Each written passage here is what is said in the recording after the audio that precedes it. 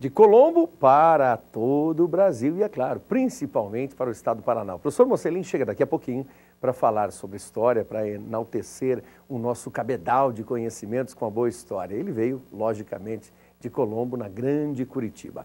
Falar sobre história é também falar sobre os arredores de cada cidade, de cada região, é pensar nos povos. Sim, Mocelin trará um pouco de tudo isso. Mas, a bem da verdade, existem alguns questionamentos interessantes.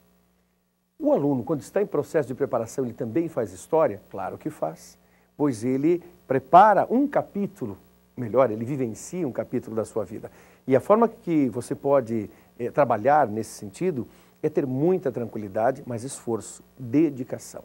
Vemos nessa altura do jogo, com os textos surgindo por aí, as provas pipocando nos mais variados vestibulares, que o aluno precisa manter uma linha de trabalho, dar sequência a essa linha e, evidentemente, cruzá-la com extrema capacidade. Então, bom encontro com a história. Mocelin, bem-vindo ao Projeto Eureka. Olá, pessoal.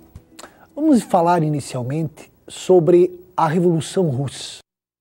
A Rússia, no começo do século XX, era uma nação agrária, atrasada e semi-feudal. Um império gigantesco, mais de 22 milhões de quilômetros quadrados, 170 milhões de habitantes, uma multiplicidade étnica, mais de 100 línguas, sendo o russo o dominante, várias religiões, porém a Igreja Ortodoxa era oficial. Resumidamente, podemos dizer que a economia russa estava atrasada em relação a dos países ocidentais, especialmente França, Inglaterra, Estados Unidos. Ainda tinha enormes resquícios feudais. Para você ter uma ideia, o regime de servidão só foi abolido na segunda metade do século XIX. Porém, houve um processo de industrialização na Rússia. Esse processo de industrialização deveu-se a 3 fatores: os investimentos estrangeiros, o intervencionismo estatal na economia e a existência de mão de obra barata. Nasce uma classe operária. Essa classe operária vai ser influenciada pelas ideias socialistas e anarquistas. Politicamente, em pleno século XX, a Rússia era uma autocracia. O czar Nicolau II era um déspota. Governava de forma autocrática, ou seja, não dava satisfações de seus atos a ninguém. Não havia um parlamento na Rússia. Em 1904, os russos se envolveram em uma guerra frente ao Japão e, surpreendentemente, foram derrotados. A derrota aguçou a crise interna. Em janeiro de 1905, uma multidão de mais ou menos 200 mil pessoas, sob a liderança do padre Gapone, levava uma petição ao czar, exigindo jornada de 8 horas, salário mínimo, enfim, alguns direitos sociais e políticos. Quem comandava a guarda imperial não teve tato de lidar com a multidão, e os soldados abriram fogo. Centenas de pessoas foram mortas e o episódio ficou conhecido como Domingo Sangrento. Surgiram os sovietes, os conselhos de operários, rebentaram greves. A insatisfação contra o czar aumenta extraordinariamente. Pressionado, o czar tem que convocar uma Duma, ou seja, uma assembleia. Os marinheiros do encouraçado Potemkin se rebelaram, mas tiveram que bater em retirada. A situação vai se amainando a partir de 1906, até o início da Primeira Guerra, em 1914. Didaticamente, podemos dizer que vários fatores contribuíram para que a Rússia fosse sacudida em 1917 por 2 revoluções. O autoritarismo do czar, os escândalos na família imperial, o caso Rasputin, o pequeno Alexei, filho do czar, sofria de uma doença incurável. Rasputin, um monge siberiano, aproveitou-se da situação, tendo uma influência cada vez maior sobre a czarina. Dissoluto, imoral, era a iminência parda do regime. Acabou assassinado em 1916. Os fracassos na Primeira Guerra Mundial, com um exército mal armado, mal comandado, a Rússia sofreu uma série de reveses no conflito. As derrotas agravavam a crise interna.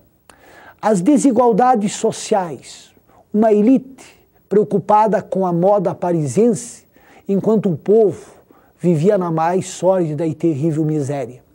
A politização da burguesia. Muitos burgueses, apesar da burguesia ser fraca na Rússia, sonhavam com um regime parecido com o da França ou da Inglaterra. E a classe operária, cada vez mais organizada, ansiava por reformas. Em fevereiro de 1917, o czar acaba abdicando.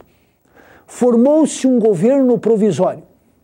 Esse governo provisório libertou os presos políticos, permitiu a volta dos exilados, deu liberdade à imprensa e convocou eleições para a formação de uma Assembleia Nacional Constituinte. Mas esse governo não retirou a Rússia da guerra, não fez a reforma agrária, não amenizou o sofrimento da classe operária e, paulatinamente, vai perdendo apoio. A oposição a esse governo estava a cargo dos bolcheviques, os majoritários, liderados por Lenin. Lenin retornara do exílio e, nas teses de abril, conclamara todo o poder aos sovietes. Em outubro, no calendário russo, novembro, no calendário gregoriano ocidental, os bolcheviques tomaram de assalto o Palácio de Inverno, em Petrogrado. Inicia-se a Revolução Bolchevique, a Revolução Socialista, que paulatinamente se espraia por toda a Rússia. O novo governo prometera, para chegar ao poder, paz, pão e terra. Aos soldados cansados da guerra, paz. Aos camponeses espoliados pelos latifundiários, terra. E aos operários oprimidos pela fome, pão. Se não cumprisse, fatalmente cairia. O governo bolchevique negocia a paz em separado com os alemães e assina o Tratado de Brest-Litovsk. Expropria as terras dos latifundiários da Igreja Ortodoxa e realiza uma reforma agrária. A questão do pão era mais complicada. Os que perderam o poder não se conformaram e a Rússia mergulhou em uma guerra civil. De um lado vamos ter os vermelhos, os comunistas, e do outro lado os diversos exércitos brancos. A guerra civil foi de 1918 até 1921. Nesse período, vigorou o chamado comunismo de guerra.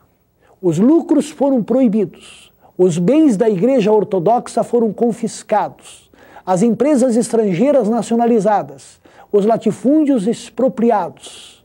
Resumindo, a estatização completa dos meios de produção.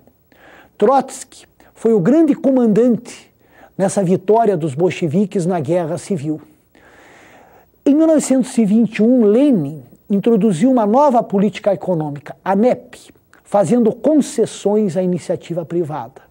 Lenin faleceu em 1924. Vamos ter a disputa pelo poder. De um lado, Stalin, socialismo em um só país. Do outro, Trotsky, a revolução permanente. Stalin leva a melhor. E com mãos de ferro, vai governar a União Soviética até sua morte, em 1953. No próximo bloco, veremos o fascismo italiano e a crise de 29. Até lá.